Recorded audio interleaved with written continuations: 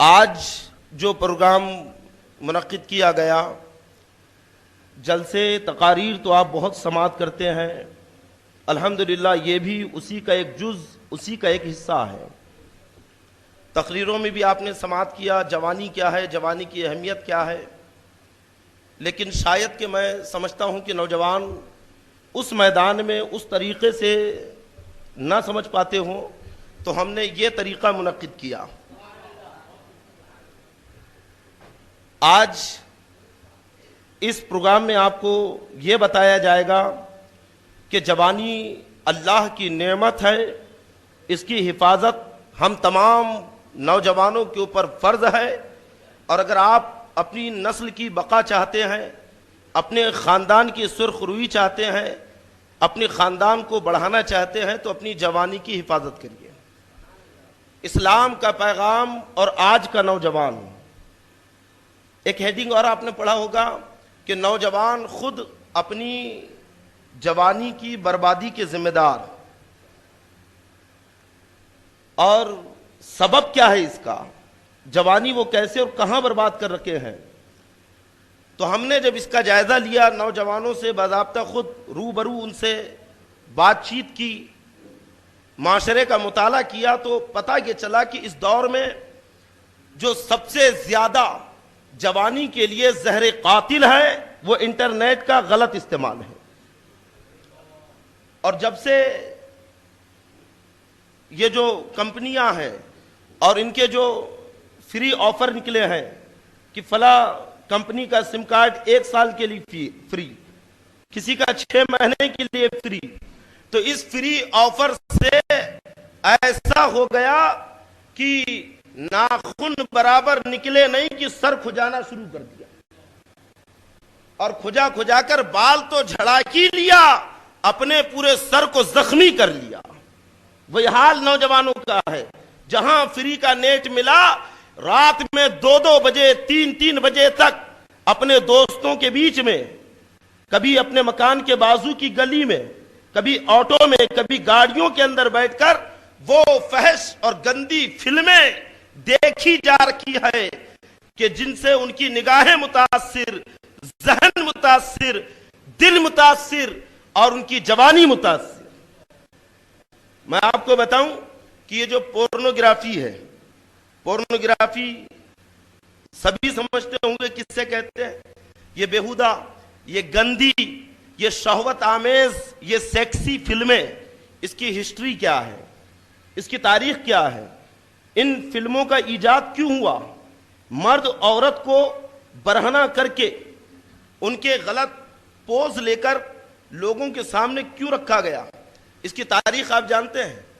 بس تھوڑے سے الفاظ میں سمجھانے کی کوشش کروں گا کہ جب سلطان صلاح الدین ایوبی کا زمانہ تھا 1137 عیسوی میں، اور الحمدللہ کبھی آپ تاریخ پڑھنا سلطان صلاح الدین ایوبی کے، کہ وہ مرد مجاہد ہے کہ جن کی پوری زندگی اسلام کی حفاظت کے لیے گھوڑے کی پیٹھ پہ گزری ہے، جنہوں نے اپنی خواہشات کو ترک کر دیا، گدوں کے اوپر نرم گداز بستروں پہ سونا جنہوں نے چھوڑ دیا، صرف اور صرف اسلام کی بقا کے لیے، قوم مسلم کی تحفظ کے لیے۔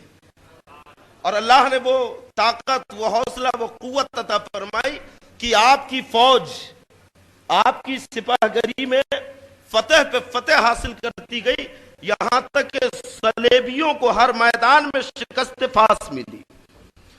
صلیبیوں کو ہر میدان میں ایسی شکست انہوں نے دی ہے کہ وہ بڑے پریشان ہو گئے، اور جب تقریباً 2.5 لاکھ مسلمانوں نے 5 لاکھ یا 6 لاکھ صلیبیوں کو ایک جگہ شکست دی اور ان کا قتل کیا، تو ان کا جو بادشاہ تھا رونالڈ، وہ خون کے آنسو رونے لگا، بڑا افسوس ہوا۔ اس نے ایک میٹنگ بٹھائی، کہا کہ آخر مسلمانوں کو روکا کیسے جائے، یہ اتنے دلیر کیوں ہوتے ہیں، ان کے ہتھیار تو ہم سے زیادہ اچھے نہیں ہیں، ان کے سینوں کے اوپر تو کوئی لوہے کی زرہ نہیں ہوتی، ان کے سروں کے اوپر لوہے کی ٹوپی نہیں ہوتی، لیکن آخر یہ اتنی بہادری اور جرات کے ساتھ میدان میں اتر کر ہمیں شکست کیسے دیتے ہیں۔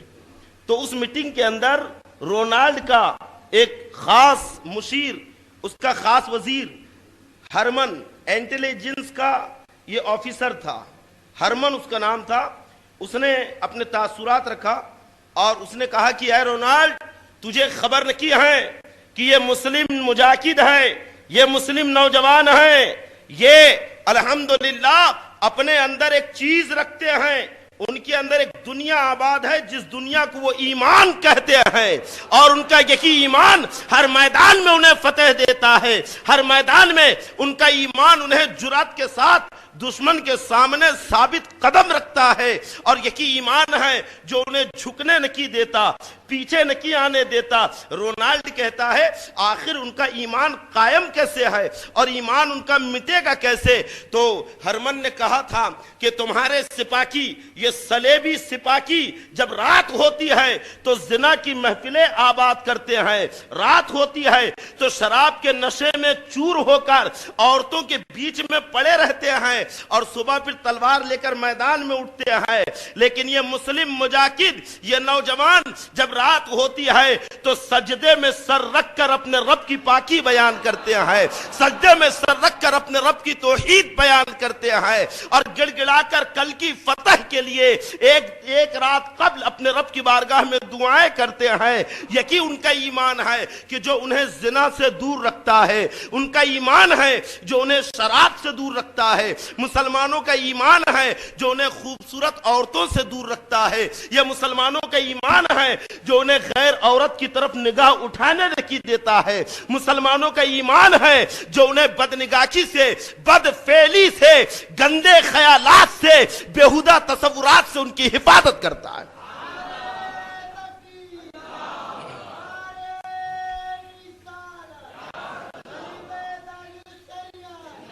اور یہ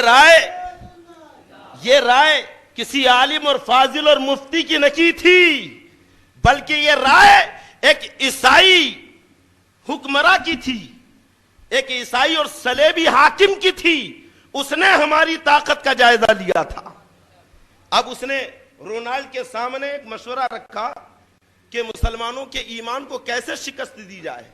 اگر بزور شمشیر، بزور تلوار ان کا مقابلہ کیا جائے تو ان کا ایمان تو ان کی قوت کو دوبالا کر دیتا ہے، ان کی قوت کو بڑھا دیتا ہے. تو اس نے ایک تصور پیش کیا، کہا کہ دیکھو، جب تک کہ کوئی قوم کسی بیہودہ کام میں ملوث نہ ہو جائے، اور خاص طور پہ مسلمان جب کسی بیہودہ کام، گندے کام میں ملوث نہ ہو جائے تو ان کے ایمان کو ٹھیس بھی نہیں لگ سکتی. اگر تم مسلمانوں کا ایمان کمزور کرنا چاہتے ہو تو انہیں گندے اور بیہودہ کام میں لگا دو، انہیں دنیاوی خرافات کے اندر، شراب میں، جوا میں، زنا کا عادی بنا دو. یہ اس نے کہا. تو ہرمن نے کہا تھا ان کے بادشاہ نے، رونالڈ نے، کہ اے ہرمن، تم کہاں کی بات کرتے ہو؟ تم یہ چاہتے ہو کہ ہم مسلم فوج کے اندر مسلم نوجوانوں میں عیسائی لڑکیوں کو بھیجے؟ تو میں تمہاری بات سے متفق نہیں، کیونکہ بارہا اس کا تجربہ کیا جا چکا ہے کہ ہم نے اپنی نوجوان لڑکیوں کو کم کپڑوں میں برہنہ کر کے مسلم فوجوں کے اندر کئی بار بھیجنے کی کوشش کی، لیکن وہ تو عقیدے کے ایسے پکے نکلے کہ انہوں نے نگاہ اٹھا کر ان لڑکیوں کو دیکھا بھی نہیں، ان کے طرف ذرا سی نظر بھی نہیں کی. بلکہ اس کا الٹا ہو گیا کہ کئی عیسائی لڑکیاں مسلمانوں کی پاکیزگی، مسلمانوں کے نگاہوں کی طہارت اور ان کے کردار کو دیکھ کر مسلمان ہو گئی. ہم یہ قدم نہیں اٹھا سکتے. تو دیکھیے، سب سے زہریلا مشورہ اس نے اس وقت دیا تھا، اور پورنوگرافی کی بنیاد اس نے ڈالی. کہتا ہے کہ اے بادشاہ، تم نے مسلم مجاہد کے سامنے سیدھے عورت کو بھیج دیا، وہ کیا اس کی طرف مائل ہوگا؟ ارے پہلے اس کا تصور پیش کرو، پہلے اس کی رنگینیاں اس کے دماغ میں لاؤ، پہلے عورت کو ایکسپٹ کرنے کا اس کا مزاج بناؤ. ہرمن اس کی بات سن کر ایک دم سنجیدہ ہو گیا ہے نا. بادشاہ ہرمن کی بات سن کر آخر میں کہتا ہے کہ تم کہنا کیا چاہتے ہو؟ تو وہ کہتا ہے کہ بادشاہ، کسی غور سے سننا نوجوان، کسی عورت کی طرف مائل کرنے کے لیے سب سے پہلے ضروری ہے کہ اس نوجوان کا ذہن بنایا جائے. زنا کرانے کے لیے پہلے زنا کا ذہن بنایا جائے. تو کہا کیسے ہوگا؟ تو پھر اس نے تاریخ کا سب سے خطرناک ہے نا، سب سے خطرناک زہر اس نے سامنے رکھا کہ ہم مصوروں کو پکڑ کے کپڑوں کے اوپر، اس زمانے میں کوئی پرنٹر نہیں تھے، مصور ہاتھ سے تصاویر بناتے تھے، تو کپڑوں کے اوپر مرد عورت کی بد فعلی کرتے ہوئے الگ الگ انداز میں امیجز تیار کریں، اسی کو کہتے ہیں پورن. بولیے آپ، اسی کو کہتے ہیں نا پورنوگرافی. تو بڑا متاثر ہوا، اس نے یہ کام کیا. ادھر سلطان صلاح الدین ایوبی جو بالکل مشغول تھے جہاد اور جنگ کے اندر، انہیں خبر لگی کہ آدھی آدھی رات تک فوجی چھاونی سے مسلم مجاہد غائب رہتے ہیں.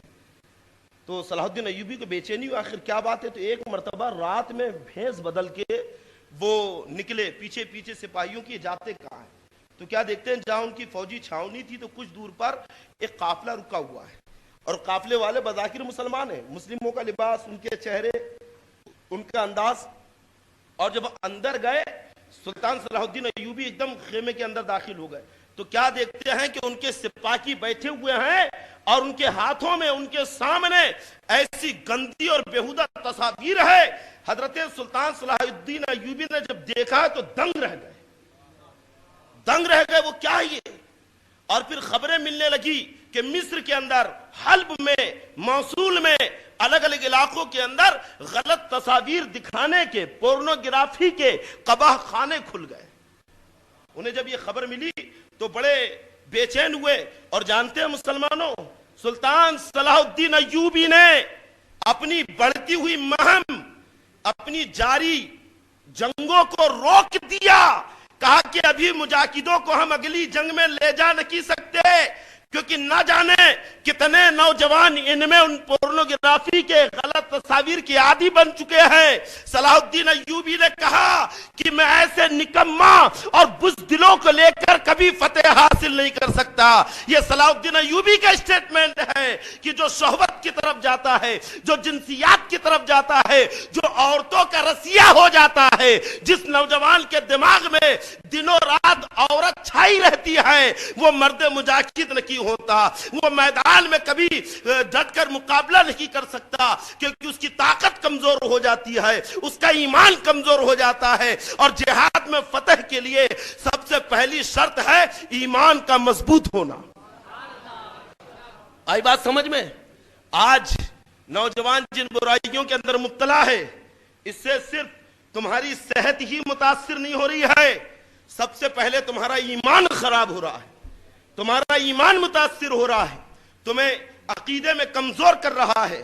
اس لیے آج ہم نے یہ پروگرام سجایا کہ نوجوانوں کو آگاہ کیا جائے کہ بے خبری میں وہ کتنے برے کام کر رکھے ہیں. سلطان صلاح الدین ایوبی نے ایک بھرے مجمع میں خطاب کیا اور کہا کہ اے لوگوں، ہر قوم کی طاقت اس کا کردار ہوا کرتا ہے. جب تک ہمارا کردار اچھا تھا، ہم سب سے زیادہ طاقتور تھے. دشمن ہماری اصل طاقت کو پہچان چکا ہے. اب وہ میدان میں مقابلہ نہیں کرے گا، اب وہ تلوار لے کر سامنے نہیں آئے گا، اب وہ پیچھے سے ہمارے اندر گھس کر ہماری طاقت کو مسمار کرے گا، ہماری طاقت کو وہ بانٹ دے گا، نوجوانوں کی تخریب کاری کرے گا، ان کے ذہنوں کو خراب کر دے گا. یہ ہے پورنوگرافی کی تاریخ. دور بدلتا گیا. پہلے کپڑوں کے اوپر بیہودہ تصاویر بنائی گئی، اس کے بعد باقاعدہ لکڑیوں سے پورنوگرافی کی تصاویر برٹین کے اندر اور یوروپ کے کئی ممالک میں اس زمانے کے اندر بڑے بڑے باغیچے ہوتے، اور ان باغیچوں کے اندر درختوں کو ایسا تراشا جاتا جیسے یہ مرد، یہ عورت اور یہ آپس میں برا کام کر رہے ہیں. دور دور سے لوگ دیکھنے آتے. اور جب 18ویں صدی شروع ہوئی تو 18ویں صدی میں انہوں نے اسے الگ رنگ دیا اور نئے طریقے سے اس کے اوپر کام شروع ہوا. اور جب 1839 عیسوی میں کیمرہ ایجاد ہوا تب تو غضب ہو گیا. اب تک لکڑیاں استعمال ہوتی تھی، پتھروں سے مورتیاں بنا کر پورنوگرافی تیار کی جاتی تھی. جب کیمرہ ایجاد ہوا تو زندہ مرد اور عورتوں کو برہنہ کر کے ایک جگہ کھڑا کر کے پورنوگرافی کی ایجاد کی گئی. اور پھر یہ کم نہیں ہوا، دن بدن ڈیولپ ہوتا گیا، بڑھتا گیا. اور آج جو آپ دیکھ رکھے ہیں حالات، قسم خدا کی یہ اتنا بڑا زہر ہے مسلمانوں. اور اس سے متاثر تو ساری قوم ہے. جنہوں نے ایجاد کیا وہ خود اس سے نہ بچ سکے، آج وہ خود اولاد پیدا کرنے کے قابل نہیں رہے. آئی بات سمجھ میں؟ ہمارے ڈاکٹر صاحب کو بتائیں گے ابھی کہ پورا یوروپ آج اس سے پریشان ہے. آج ان کے یہاں پہ مشینی بچے پیدا کیے جا رہے ہیں, ٹیسٹ ٹیوب بیبی. آئی بات سمجھ میں؟ مشینوں سے بچے پیدا ہو رہے ہیں. مردوں کے اندر صلاحیت نہیں رہی کہ بچے پیدا کرے. کیوں؟ اس لیے کیونکہ یہ غلط اور پورنوگرافی گندی چیزوں نے ان کے ذہنوں کو اتنا خراب کر دیا ہے کہ انہیں اس اعتبار سے ناکارہ اور نکما کر دیا. اور یہ ان کی رائے ہے. ابھی آپ دیکھیں گے, آپ کو بتایا جائے گا پروجیکٹر کے اوپر میں کہ بڑے بڑے ماہرین اطباء کی رائے ہے کہ جو دن و رات سیکسی خیالات میں ڈوبا رہتا ہے, جو دن اور رات شہوت کے خیالات اپنے دماغ میں لاتا ہے, جس کو دل و دماغ میں گندے تصورات رہتے ہیں, اس کی مردانگی ختم ہوتی رہتی ہے, وہ پھر مرد نہیں رہتا. آئی بات سمجھ میں؟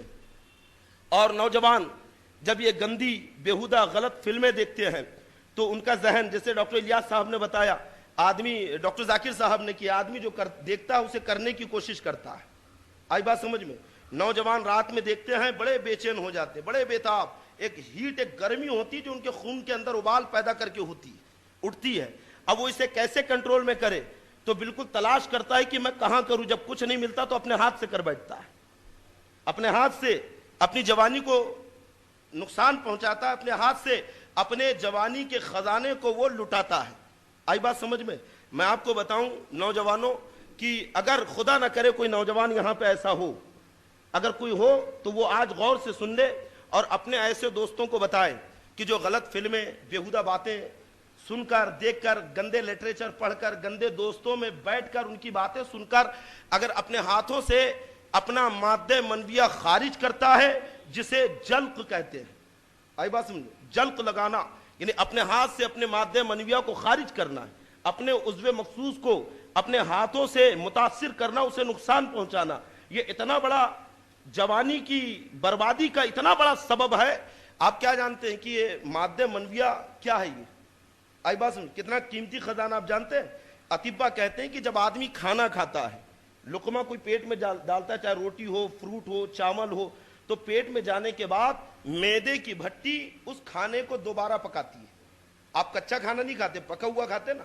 پیٹ میں جانے کے بعد دوبارہ میدے کی بھٹی اس کھانے کو پھر پکاتی ہے, اور پکانے کے بعد اس سے فضلہ ہے نا, گندی چیزیں وہ الگ پھینک دیتی ہے. پھر یہ کھانا جگر میں پہنچ کر جگر کی چکی سے پھر تیار کرتی ہے. پھر اس کھانے سے 4 اجزاء تیار ہوتے ہیں: صفرا, بلغم, سودا. آئی بات سمجھ میں؟ اور خون. آدمی کے باڈی کے لیے بلغم بھی ضروری ہے, صفرا بھی ضروری ہے, سودا بھی ضروری ہے. بلغم پھیپڑوں میں رہتا ہے, صفرا پتے میں رہتا ہے, سودا تلی میں جاتا ہے. اور جو پورا بننے کے بعد جو اصل مادہ بنتا ہے وہ خون. سب سے اصل چیز جو غذا سے حاصل ہوتی ہے وہ خون ہے. پھر خون جگر میں پہنچتا ہے, پھیپڑوں سے آنے جانے والی ہوا اس خون کو اچھی طریقے سے صاف کرتی ہے. پھر دل کے اندر خون جب داخل ہوتا ہے تو 4 خانوں میں گردش کرنے کے بعد وہاں سے منتقل ہو کر خون پوری باڈی کے اندر گھومتا ہے, پورے بدن کے اندر. بالکل ایسی جیسے نہروں کے اندر آپ دیکھنا باغ میں نالیاں اور کیاریاں بنائی جاتی ہیں جس سے پانی بہتا ہے. یہ ندی اور نہریں بہتی ہیں, اور ندی اور نہریں جب بہتی ہے تو زمین کو تر و تازہ رکھتی ہے. ایسے ہی جب یہ خون آپ کی باڈی کے اندر بہتا ہے تو پوری باڈی کو تر و تازہ رکھتا ہے. اطباء, ڈاکٹرز کہتے ہیں کہ یہ خون جب باڈی میں چلتا ہے تو اسی سے آنکھوں کو روشنی ملتی ہے, اسی سے کان سنتے ہیں, اسی سے زبان بولتی ہے, اسی سے ہاتھ پکڑتا ہے. اسی خون کی روانی اور گردش سے جو قوت بدن کو ملتی ہے تو آدمی چلتا پھرتا اٹھتا بیٹھتا ہے. اور جب پوری رگوں میں خون گھومنے کے بعد واپس اپنے مستقر میں جاتا ہے تو یوں ہی نہیں جاتا, بلکہ پوری باڈی کے اصل اجزات کو, پورے باڈی کے کمالات کو ایک ایک جوڑ سے, ایک ایک بال سے, ایک ایک ہڈی سے کھینچ کر خون اپنے مستقر میں پہنچتا ہے. اور پھر وہاں پہنچنے کے بعد اس خون سے منی بنتی ہے. آئی بات سمجھ میں؟ اتنی آسانی سے نہیں بنتی ہے منی. آئی بات سمجھ میں؟ پیشاب تو پہلی بن گئی ہے نا, فضلہ تو پہلی بن گیا, اور پھر اس غذا سے صفرا, سودا ہے نا, یہ ساری چیزیں بنی. خون بنا, خون نے پوری باڈی کو غذا پہنچایا. اس کے بعد پھر جا کر مادہ منویہ بنتا ہے. کتنی محنت سے بنا. اطباء کہتے ہیں کہ مادہ منویہ اگر اپنے مستقر میں اسی صندوق کے اندر پیک رہے تو کچھ دن وہیں پہ رہتا ہے, کمال حاصل کرتا ہے اور اس کے بعد پھر وہ خون میں تحلیل ہو کر دوبارہ بدن کے اندر گردش کرتا ہے، اور جب مادہ منویہ خون میں شامل ہو کر دوبارہ بدن کے اندر دوڑتا ہے، گردش کرتا ہے، تو پھر بدن کے اندر اللہ اور مضبوطی اور طاقت، آنکھوں میں سرخی، چہرے کے اوپر چمک، ہے نا، دل کے اندر حوصلے، بدن کے اندر ہمت اور جرأت پیدا کرتا ہے۔ یہ جرأت اور ہمت کب پیدا ہوتی ہے بدن میں؟ آنکھوں میں سرخی، چہرے پہ جلال کب آتا ہے؟ جب مادہ منویہ اپنے مستقر کے اندر ٹھہرا ہوا رہے اور کافی دن وہاں رکنے کے بعد پھر خون میں شامل ہو کر پھر دوبارہ جب باڈی کے اندر گھومتا ہے تو پھر آدمی کا بدن سرخ ہوتا ہے، چھاتی چوڑی ہوتی ہے، آئی بات سمجھ میں؟ اس کے بدن میں ہمت پیدا ہوتی ہے، دل میں جرأت پیدا ہوتی ہے، وجود میں مردانگی پیدا ہوتی ہے، دلوں کے اندر حوصلے بڑے بڑے کاموں کے، یہاں تک کہ پہاڑوں کو توڑنے کے حوصلے پیدا ہوتے ہیں۔ یہ کب ہوتے ہیں؟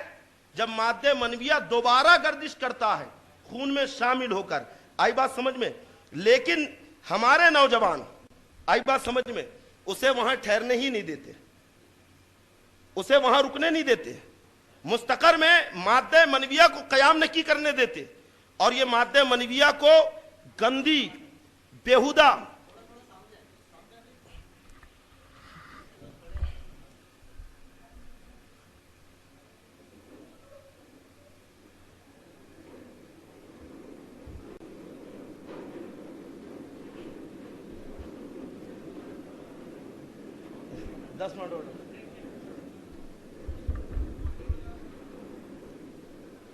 آپ اطمینان سے سامنے آ جائے، سامنے بھی نشستوں کا انتظام ہے۔ ایک بہت بڑی تکلیف سے بچنے کے لیے آج تھوڑی سی تکلیف آپ اٹھا لیں انشاءاللہ۔ اگر آج آپ نے تھوڑی سی گرمی، تھوڑی سی تکلیف برداشت کر لی تو آئندہ بہت بڑی تکلیف سے آپ بچ جائیں گے۔ اور یہ پیغام کو یہاں محدود نہ رکھیں بلکہ اپنے دوستوں کو بتائیں۔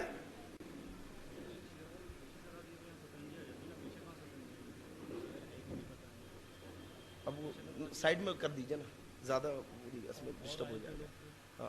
یہ سامنے جگہ خالی ہے، یہاں پہ آ جائے، یہ سائیڈ میں شطرنجیاں بچھی ہے، یہاں پہ آ جائیں۔ درود پاک پڑھیے، صلی اللہ علیہ نبی الامی وآلہ وبارک وسلم، صلاۃ و سلام علیک یا رسول اللہ کی صلی اللہ تعالی علیہ وسلم۔ اطباء کا کہنا ہے کہ جب مادہ منویہ قیام کرتا ہے اپنے مستقر کے اندر جہاں پہ وہ ٹھہرتا ہے، اور کہاں ٹھہرتا ہے آپ جانتے ہیں؟ مادہ منویہ کہاں رہتا ہے؟ اللہ فرماتا ہے کہ خلق ولا کیا ہے، صلب ولا ردم، کیا ہے، یخرجو من بین الصلب والترائب، ہے نا؟ دیکھیے ذہن میں آیت نہیں آ رہی تھی۔ اللہ فرما رہا ہے یخرجو من بین الصلب والترائب، کہ ہم نے آدمی کو ریڑھ کی ہڈی اور سینے کی ہڈی سے نکالا ہے نا؟ تو مادہ منویہ مرد کی ریڑھ کی ہڈی میں رہتا ہے، آئی بات سمجھ میں؟ اس لیے جو بہت زیادہ جلق لگانے کے، ہست میتھن کے، اپنے ہاتھ سے منی نکالنے کے عادی ہوتے ہیں، ان کی کمر میں بہت درد ہوتا ہے، آئی بات سمجھ میں؟ وہ اپنی جوانی کھونے لگتے ہیں۔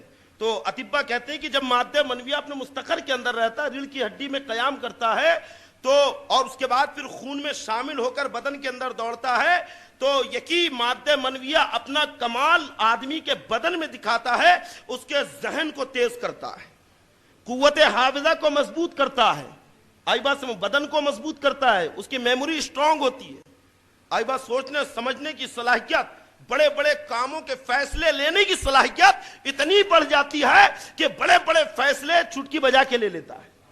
اور وہ مرد جو اپنی منی کو ضائع نہیں کرتا، منی کو خراب نہیں کرتا، جو گندی فلمیں نہیں دیکھتا، عورتوں کے تصورات میں اپنا وقت نہیں گزارتا، تو وہ مرد بڑے بڑے کام کرنے کا ایسا حوصلہ رکھتا ہے، اور دوسرے حیرت کرتے ہیں کہ یار یہ کتنا دلیر ہے، کتنا بہادر ہے۔ یہ اس کا ذاتی جوہر ہے جو اس نے بچا کے رکھا، آئی بات سمجھ میں؟ لیکن آج ہمارے نوجوان بڑی بے دردی کے ساتھ اسے ضائع کرتے ہیں، اسے ختم کرتے ہیں۔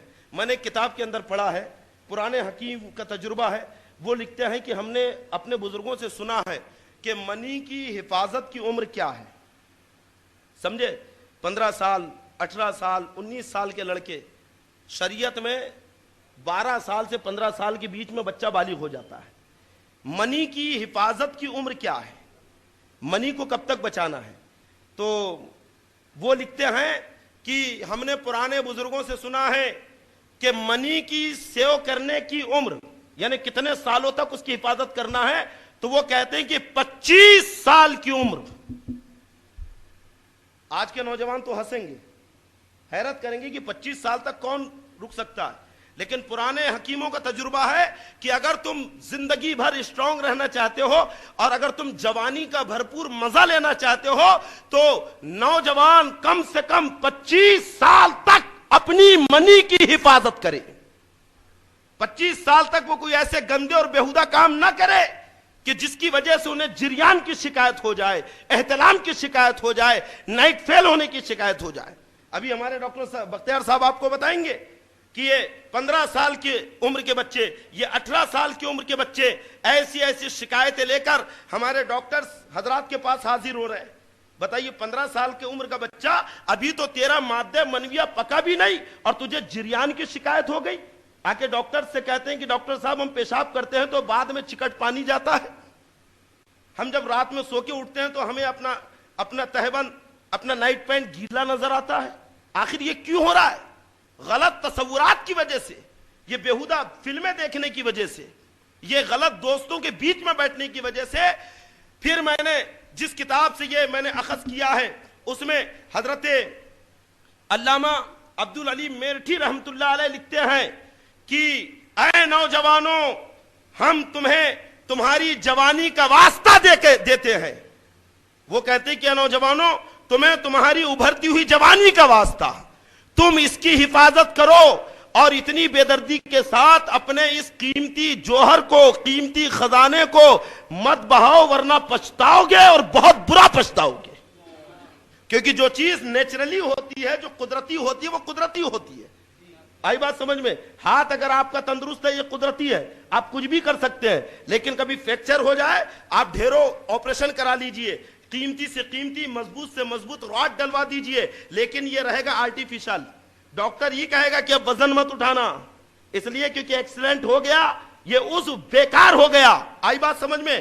پیر کا ایکسیڈنٹ ہوا، کٹوری لگ گئی، آپ کو راڈ لگ گیا تو گویا آپ کا پیر بیکار ہو گیا. اب وہ قدرتی نہیں رہا بلکہ ایک آرٹیفیشل اور مصنوعی پیر بن گیا. اب آپ زیادہ دوڑ نہیں سکتے، آپ زیادہ چل نہیں سکتے، احتیاط سے کام لینا ہے. بس ایسے کی نوجوانوں، عضو مخصوص بھی ہاتھ اور پیر کی طرح بدن کا ایک جز ہے. اگر تم بار بار اپنے ہاتھوں سے اسے رگڑتے رہے، مسلتے رہے، دباتے رہے تو اس کی رگیں متاثر ہو جائیں گی، اس کی رگیں خراب ہو جائیں گی. گویا وہ اتنا خراب ہو جائے گا کہ بعد میں تم کتنی دوا کھا لو، بعد میں تم کتنے علاج کروا لو، کتنا تیلا اس کے اوپر مر لو، اب وہ کسی کام کا نہیں رہا. ہاں، اگر آپ نے سچی توبہ کر کے ابھی سے اس کی حفاظت کی تو ہو سکتا ہے کہ کچھ مرم پٹی ہو جائے. آئی بات سمجھ میں نوجوانوں؟ اجی کتنی کولی عمر ہے، پھول جیسے چہرے ہیں لیکن مرجھائے ہوئے. ہم نے کہا ہے 15 سال کے نوجوان، ابھی تیری عمر 15 سال ہے، 18 سال ہے، چہرہ پیلا کیسے ہو گیا؟ تیرا تو ابھرتی ہوئی جوانی ہے، چہرہ سرخ دکھنا چاہیے، آنکھوں میں سرخی ہونی چاہیے، لیکن یہ آنکھیں سفید، ایسا لگتا ہے کہ پیلیا کا مریض ہے. ایک دم آنکھیں پھیلی ہوئی، گال اندر پچک گئے، ایک دم وحشی صورت. کچھ بات اگر اس سے کر رہے ہیں تو بالکل دھیان اس کا ادھر ہے. یہ بہت بڑی شکایت ہے آج نوجوانوں کے اندر. ہم نے اطباء کی کتابوں میں پڑھا ہے کہ ساری شکایتیں اپنے ہاتھ سے اپنی منی ضائع کرنے کی وجہ سے ہوتی ہیں. آئی بات سمجھ میں؟ میں انتہائی ادب و احترام کے ساتھ آپ سے گزارش کروں گا کہ اگر کسی نوجوان کو یہ بری عادت لگ گئی ہے تو خدا کے لیے وہ آج کے اس پروگرام سے ایک سبق حاصل کریں اور ان بیانات سے، تقریروں سے، ہمارے ڈاکٹرز حضرات کے مشوروں سے پورا فائدہ اٹھائے اور آج سے اپنی زندگی کو نئے طریقے سے شروع کرنے کی کوشش کریں. آئی بات سمجھ میں؟ کیونکہ اس کا نقصان کیا ہے آپ جانتے ہیں. جو جلق کرتا ہے، بار بار اپنے ہاتھ سے اپنے عضو کو ملتا ہے، مسلتا ہے اور منی خارج کرتا ہے، تو اطباء کہتے ہیں کہ کچھ قدرتی رگیں ہوتی ہیں. آئی بات سمجھ؟ کیونکہ اللہ نے ایک الگ ہی انداز میں اس عضو مخصوص کو ترتیب دی ہے، ایک الگ انداز میں، ایک باڈی کا بالکل الگ ہی انداز ہے اس کا. آئی بات سمجھ میں؟ اور جب کوئی بار بار اسے کرتا ہے تو اس کی جڑوں سے کچھ باریک پٹھے ہیں، باریک رگیں ہیں جس کا کانٹیکٹ برین سے، دماغ سے. آئی بات سمجھ میں؟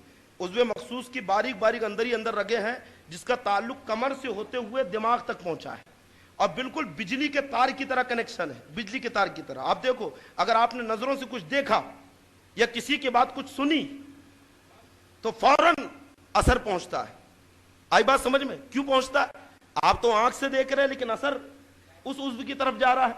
آپ کان سے سن رہے ہیں لیکن اثر عضو مخصوص کی طرف جا رہا ہے.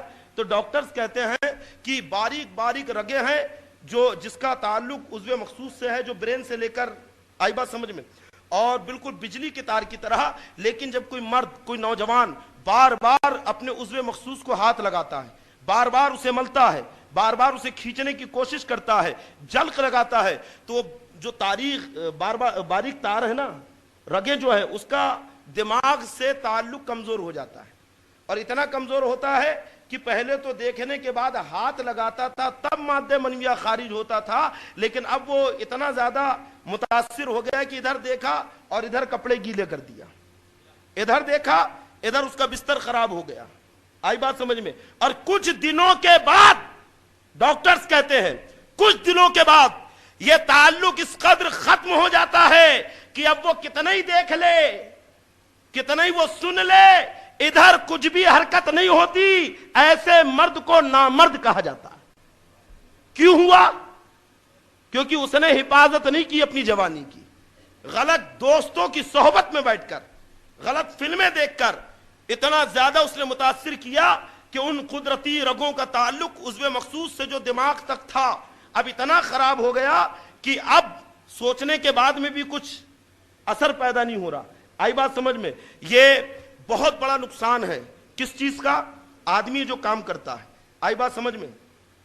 اور اگر کسی کے اندر یہ بیماری ہو یا یہ لگ گیا ہو تو میں انتہائی ادب اور احترام کے ساتھ گزارش کرتا ہوں کہ وہ نوجوان جو ان غلط عادتوں کے, یا تو بہت سارے نوجوان ہیں کہ جو غلط فلمیں دیکھتے ہیں اور خراب اور بری عورتوں تک انہیں جانے کی عادت ہو گئی, اور اطباء کہتے ہیں کہ یہ عادتیں اتنی خراب اور بیہودہ ہیں کہ شادی کے بعد بھی نہیں چھوٹتی. آئی بات سمجھ میں؟ کیونکہ قدرت نے مادہ منویہ اور جو شہوت جو سیکس باڈی کے اندر رکھا ہے یہ ضائع کرنے کے لیے نہیں رکھا ہے, کہیں پہ بھی خرچ کرنے کے لیے نہیں, بلکہ نظام انسانیت کو برقرار رکھنے کے لیے, آگے نسلیں بڑھانے کے لیے اللہ نے یہ نظام رکھا ہے. اور اس کا ایک واحد طریقہ ہے کہ تم نکاح کر لو. آئی بات سمجھ میں؟ فَانْكِحُوا مَا طَابَ لَكُم مِّنَ النِّسَاءِ, اللہ فرماتا ہے کہ تم عورتوں سے, بہترین اور پاک عورتوں سے نکاح کر لو. لیکن ڈاکٹرز حضرات کی رائے ہے کہ جو اگر گندے خیالات اور تصورات کے اندر ڈوبا رہتا ہے, کسی کو اگر ہاتھ سے منی خارج کرنے کی عادت ہو گئی تو وہ شادی کے بعد بھی اس عادت سے چھٹکارا نہیں پا پاتا. اگر کسی کو کسی بازاری عورت سے تعلقات قائم کرنے کی عادت ہو گئی تو شادی کے بعد بھی اس کے تعلقات ختم نہیں ہوتے. اگر کسی کو اور غلط کوئی طریقہ شہوت کو ختم کرنے کا اسے لگ گیا تو وہ طریقہ جلدی نہیں چھوٹتا. تو اس کے لیے میں آپ سے گزارش کروں گا کہ سب سے پہلے اللہ اور اس کے نبی کو حاضر و ناظر جان کر اپنے ان برے کاموں سے سچی توبہ کریں. سب سے پہلے سچی توبہ, اور اس کے بعد ہے نا کسی اشتہاری دوا کی طرف نہ جائیں. آپ نے بہت ساری جگہ دیکھا ہوگا ہے نا, دیواروں کے اوپر, اخبارات میں, پیپرز کے اندر میں ایڈ آتی ہے. یہ سب ٹھگنے والے ہیں. بلکہ ہمارے اطباء تو کہتے ہیں کہ اشتہاری اور بازاری دواؤں کے پیچھے مت جانا, پیپر میں ایڈ دیکھ کر کسی بھی ڈاکٹر کے پاس مت چلے جانا, کیونکہ یہ دوسرا زہر کا پیالہ ہے. تم نے اگر آدھی جوانی ختم کیا ہے تو ایسے بازاری ڈاکٹر پوری جوانی ختم کر دیں گے اور کسی کام کا نہیں چھوڑیں, کیونکہ بازاری دوائیں کھلائیں گے اور زیادہ خراب کر دیں گے. سچی توبہ کرے اور پھر ایسے ماہر ڈاکٹرز کے پاس آئیں جو آج پورے شہر کے اندر ایک نام رکھتے ہیں, کام کرنے کا ایک الگ انوکھا طریقہ رکھتے ہیں.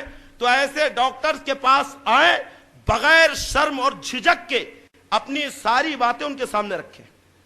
ہم نے ایسا کیا, جو بھی آپ کا کلیئر, جب تک آپ بتائیں گے نہیں, اور جیسا جیسا ڈاکٹرز آپ سے کہیں ویسا آپ مشورہ کریں, ان کی دوائیں کھائیں, ان کی باتوں کو آپ مانیں, تو انشاءاللہ امید ہے کہ کچھ مرم پٹی ہو جائے گی. آئی بات سمجھ میں؟ کچھ نہ کچھ آپ کا کام بن جائے گا. ورنہ پھر جیسے ڈاکٹر ذاکر صاحب نے بتایا کہ ایک لڑکے کی شادی ہونے والی ہے اور ڈاکٹر صاحب کے سامنے سر جھکا کے کھڑا ہے کہ حیرت, آگے میں کیسے اپنی زندگی قائم کروں گا, مجھے اپنی جوانی مردانگی کے اوپر شک ہے. بتائیے یہ شک کیوں پیدا ہو رہا آپ کو اپنی مردانگی کے اوپر؟ آپ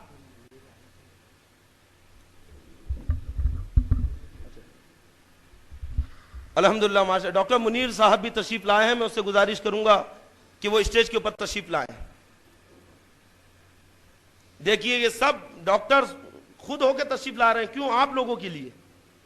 آئی بات سمجھ میں؟ آپ ان کی قدر کریں، اور آج جو میسج پیغام آپ کو دیا جا رہا ہے اپنے دل و دماغ کے اندر اس پیغام کو آپ بسا کے لے کے جائیں. آئی بات سمجھ میں؟ تو سچی توبہ کریں، ماہر ڈاکٹر کے پاس آئیے. ڈاکٹر صاحب آپ اپنا علاج کرائیں اور ان کی رائے پر، ان کے مشوروں پر آپ عمل کریں. میں امید کرتا ہوں کہ انشاءاللہ کچھ نہ کچھ آپ کا علاج ہو جائے گا، آپ کو شرمندگی اٹھانا نہیں پڑے گی. ورنہ یہ اتنا بڑا مسئلہ ہے کہ شادی کے بعد مرد اپنی جوانی جو اپنے ہاتھ سے برباد کر دیتا ہے، اپنے ہاتھ سے اپنی جوانی جو تباہ کر دیتا ہے، تو شادی کے بعد وہ عورت کو منہ دکھانے کے لائق نہیں رہتا ہے. اپنی بیوی کے سامنے شرمندہ ہوتا ہے، نظریں جھکا کے رہتا ہے، وہ اس قابل نہیں. اگر کوئی پاک دامن اچھے خاندان کی کم سخن شریف لڑکی اگر اس کے دامن سے بندھ گئی تو زندگی بھر وہ اپنی قسمت کو کوستی رہتی ہے اور کہتی کہ میرے ماں باپ کو پہلے تحقیق کرنا تھا. لیکن ماں باپ کی بھی کیا غلطی، کیونکہ آدمی کی پیشانی پہ لکھا نہیں رہتا ہے.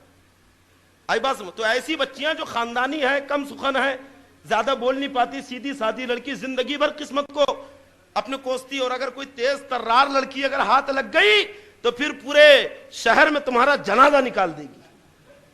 آئی بات سمجھ میں؟ اس لیے نوجوانوں اپنی جوانی کی حفاظت کرو اور اس قیمتی خزانے کو یوں ہی برباد مت کرو. یہ آپ کے اوپر لازم ہے اس کی حفاظت کرنا. اور آپ انشاءاللہ ہمارے ڈاکٹرز حضرات یہ آپ کو سائنٹیفک طریقے اس سے بچنے کے بتائیں گے، ہے نا. میں ایک روحانی علاج آپ کے سامنے رکھ رہا ہوں، ایک روحانی علاج. بس یہ میری تقریر کا آخری جز ہے، اسے ذہن میں بسا کے جائیں. اور پھر میں گزارش کروں گا کہ ایسی گندی فلمیں، گندے لٹریچر، گندے دوستانے سب ختم کر دیجئے. رات کو گھر میں جلدی جا کے سوئیے. کالج اسکول جاتے ہیں تو صبح اٹھ کر وقت پر اسکول جائیے، اور اسکول میں بھی ان چیزوں سے محفوظ رہیے. اور میں کہتا ہوں نوجوانوں کہ اگر تم نہیں بچ سکتے ان چیزوں کو دیکھنے سے تو میں کہتا ہوں کہ آپ ایسا موبائل وغیرہ ہی کیوں رکھتے ہیں، کیونکہ آج سب سے بڑا جو سبب ہے ان چیزوں کا وہ موبائل ہے، اینڈرائیڈ موبائل. آئی بات سمجھ میں؟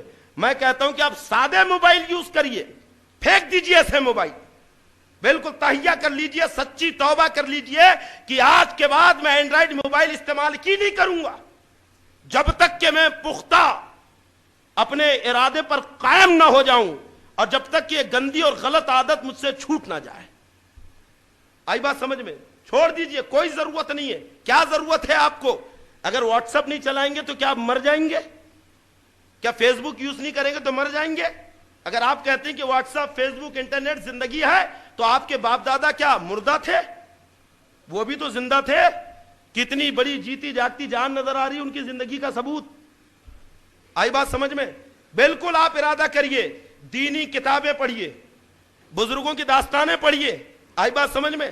آج آپ آدھی آدھی رات تک موبائل چالو کر کے بیہودہ فلمیں دیکھتے ہیں، باہر کے ایکٹرز دیکھتے ہیں، ہیرو ہیروئن کا نظارہ کرتے ہیں. میں کہتا ہوں نوجوانوں اگر تمہیں کچھ کرنا ہے تو اپنے گھر میں اسلامی تاریخی کتاب لائیے اور محمد ابن قاسم کی داستان پڑھیے، تاریخ ابن زیاد کا تذکرہ کریے، سلطان صلاح الدین ایوبی کے بہادریوں کا چرچا کیجئے، سلطان نور الدین زنگی کی فتوحات کا ذکر آپ پڑھیے. اور جب دوستوں کے بیچ میں بیٹھے، کیونکہ میں نے دیکھا ہے جب نوجوان آپس میں جمع ہوتے ہیں تو وہ کبھی کسی لڑکی کا ذکر کرتے ہیں، کبھی کسی غیر عورت کا ذکر کرتے ہیں، کبھی کرکٹروں کا ذکر کرتے ہیں، کبھی فلمی اسٹاروں کا ذکر کرتے ہیں. میں کہتا ہوں غلط. آج سے آپ تاریخ کا مطالعہ کریں اور جب بھی جمع ہو جائے تو آپ ان بہادر نوجوانوں کا ذکر کرے کہ جنہوں نے میدان جنگ میں ابو جہل کو موت کے گھاٹ اتارا تھا. آپ ان نوجوانوں کا ذکر کریں کہ جنہوں نے ایک کم عمری کے اندر ہزاروں لشکر کی سپاہ گری کرتے ہوئے